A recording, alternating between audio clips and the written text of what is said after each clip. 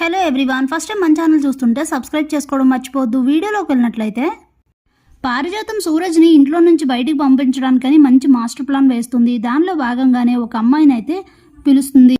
నీకు కావాల్సినంత పేమెంట్ నీకు ఇస్తాను, నేను చెప్పినట్లు చెయ్యి అని చెప్పి తనకు చేతికి క్యారేజ్ ఇచ్చి వెళ్ళి తనతో చనువుగా ఉండు, నేను ఇంట్లో వాళ్ళందరినీ పిలిచి రచ్చ చేస్తాను, అప్పుడు వాడు ఇంట్లో నుంచి వెళ్ళిపోతాడని చెప్తుంది. ఇక ఆ అమ్మాయి అయితే గీత తన పేరు. తను అలాగే వెళ్ళి ఇక సూరజ్తో మాట్లాడుతూ ఉంటుంది. ఇంతలోనే పారిజాతం బయట నుంచి గడిపెట్టేసి ఇంట్లోకి వెళ్ళి శివనారాయణ వాళ్ళందరినీ పిలిచి బయటకు తీసుకుని వచ్చి ఇంత పరువు తక్కువ పని చేస్తారనుకోలేదు, ఇలాంటి దారుణాలన్నీ చేస్తారనుకోలేదు, శివనారాయణ పరువు పోయేలా చేస్తున్నాడని చెప్పి చాలా మాటలైతే అంటుంది. ఏమైంది అసలు అని అడిగితే అప్పుడే సూరజ్ ఉండే ఇంటికి గడి పెడుతుంది కదా, ఆ తలుపు గడైతే తీస్తుంది. అప్పుడే గీత అయితే చీపురు గడ్డి పట్టుకొని ఎదరగా నిల్చొని ఉంటుంది. ఇదేంటి చీపురు పట్టుకొని ఉంది, వాడితో చనువుగా ఉండమని నేను చెప్తే అని ఆలోచిస్తూ ఉంటుంది పారిజాతం. ఇంతలోనే సూరజ్ కూడా బయటకు వస్తాడు. అప్పుడే అయినా సరే ఊరుకోకూడదని చెప్పి ఏంట్రా ఇలా ఇంత పరువు తక్కువ పని చేస్తావు, ఏమనుకుంటున్నావు, నువ్వు శివనారాయణ కాంపౌండ్లో ఉంటున్నావు, ఈ టైంలో ఎవరు చూడకూడదని తన లవర్ని ఇక్కడికి పిలిపించుకున్నాడు, ఇద్దరు కలిసి సరదాగా సరసాలు ఆడుకుంటున్నారని చెప్పి అంటుంది. ఇప్పుడే వీడిని ఇక్కడి నుంచి పంపించేయండి, అందరికీ తెలిసి గుట్టు రట్టయ్యి మన పరువు పోయేలోపే అని అంటూ ఉంటే ఎవరిని పంపించేయాలి అనుకుంటూ దీపా కార్తీక్ బయటకు వస్తారు. సూరజ్ ఇంట్లో నుంచి వాళ్ళిద్దరూ బయటకు వస్తారు. మీరెప్పుడు వచ్చారు, మీరేంటి ఇక్కడ అని అడిగితే ఏమీ లేదు, మాకింత సహాయంగా ఉన్న సూరజ్కి మరి తనకు కావాల్సిన హెల్ప్ మేము చెయ్యాలి కదా, సూరజ్కి ఇల్లు క్లీన్ చేసుకోవడానికి టైం ఉండట్లేదంట, ఇల్లంతా చెత్తగా ఉంది అని చెప్తే మా వీధిలోనే ఉంటుంది, తన పేరు బుజ్జి, తనకి నేను చెప్పాను, అందుకే వచ్చింది క్లీన్ చేయడానికి అని చెప్తుంది దీప. అప్పుడే అవునా కాదా అని గీతని అడిగితే అప్పుడే గీత కార్తీక్ దీప వాళ్ళు చెప్పిన మాటలు గుర్తు చేసుకుంటుంది. జరిగిందేంటో మాకు అర్థమైంది, నేను చెప్పినట్లు గనక చేయకపోతే నువ్వు పోలీస్ స్టేషన్లో ఉంటావని చెప్తుంది దీప. ఆ మాటలు గుర్తు చేసుకుని అవును మీరు అలానే చెప్పారు, నిజమే అని అంటుంది. ఇక వెంటనే అక్కడి నుంచి అయితే అమ్మాయిని పంపించేస్తుంది.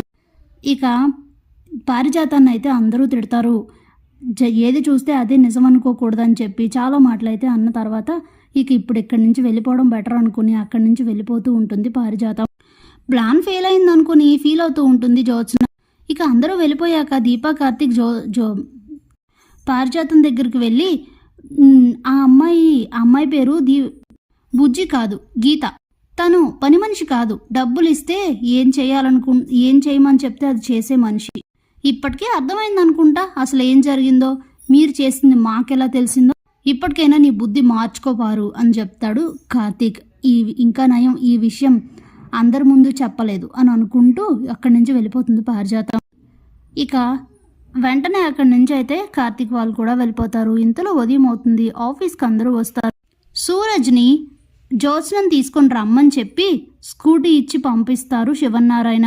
నేను నీ స్కూటీ ఎక్కడవేంటి అని అంటే ఇప్పుడు నువ్వు రాకపోతే శివనారాయణ గారికి కాల్ చేస్తానని చెప్తే చచ్చినట్టు సూరజ్తో పాటు వెళ్తుంది జ్యోత్స్న.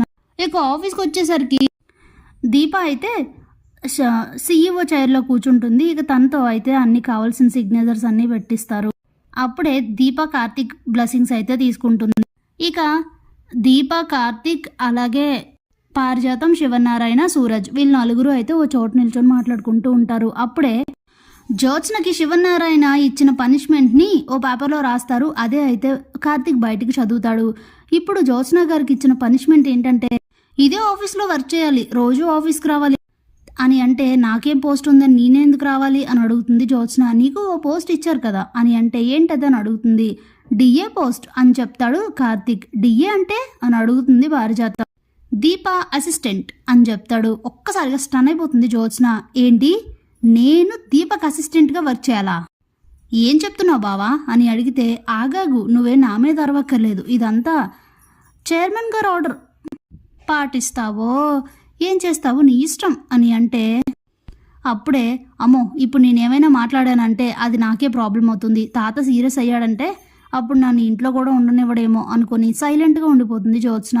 నీ తిక్క కుదిరే పనే చేశారు మీ తాతయ్య గారు అనుకుంటూ ఉంటాడు సూరజ్.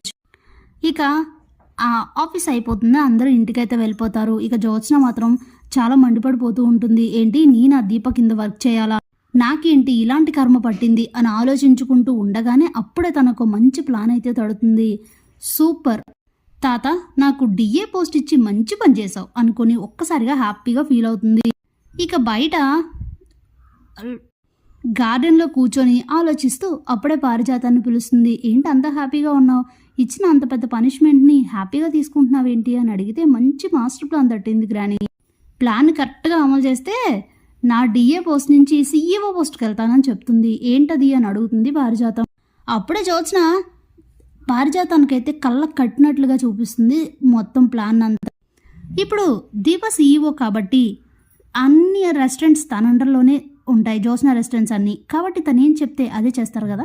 అదే మాటని కొంచెం మార్చి ఇప్పుడు దీపకైతే కొత్త కాదా, దానికన్నా ముందే ఓ మంచి ప్లాన్ చేసి ఇప్పుడు అన్ని రెస్టారెంట్స్లోనూ ఎవరైతే వంట మాస్టర్స్, వంట చేసేవాళ్ళు, అలాగే కుకింగ్ చేసేవాళ్ళు ఉంటారో వాళ్ళకి కొన్ని డబ్బులు ఇచ్చేసి వంట సరిగ్గా చేయకుండా అయితే చేసేసి వంట టేస్ట్ రాకుండా జ్యోత్స్న రెస్టారెంట్స్ గ్రోత్ తగ్గేలా చేసామనుకో, అప్పుడు అది తాతయ్య వరకు వెళ్తుంది.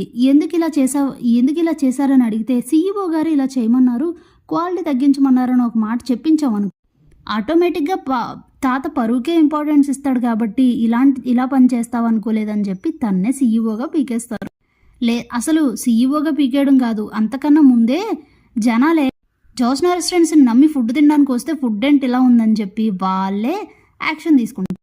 పక్కాగా దీప అరెస్ట్ అవ్వడం ఖాయం, సీఈఓ పదవి నాకు దక్కడం ఖాయం అని అంటే ఈ వంట మాస్టర్లు అందరూ మన మాట వింటారా అని అడుగుతుంది పారిజాతం.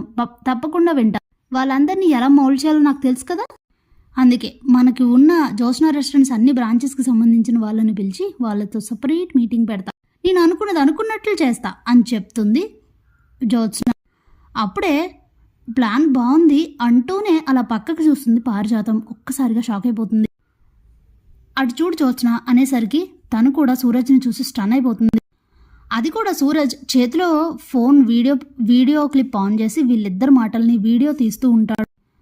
అప్పుడే జ్యోత్స్న తన దగ్గరికి వెళ్ళి ఏంట్రా ఏం చేస్తున్నావు అని అంటే, చెప్పు ఇంకేం చెప్తావు, నెక్స్ట్ ప్లాన్ ఏంటి అని అయితే అడుగుతాడు. ఏరా నీకేమైనా పిచ్చి పట్టిందా, కనీసం మమ్మల్ని ప్రశాంతంగా మాట్లాడుకోనివ్వా అని అడుగుతుంది. మాట్లాడుకుంటున్నారా, గోతులు తీస్తున్నారా, ఏం చేస్తున్నారు అసలు మీ ఇద్దరు? నీకు ఇలాంటి ఆలోచనలు ఉంటాయని తెలుసు కాబట్టే నిన్ను ఒక కంట కనిపెడుతూ ఉండడం మా బాధ్యత అయిపోయింది. నీకు ఇప్పటికి కూడా అర్థం కాని విషయం ఏంటంటే, నువ్వు ఎన్ని ప్లాన్లు వేసినా అవి రివర్సే అవుతాయి.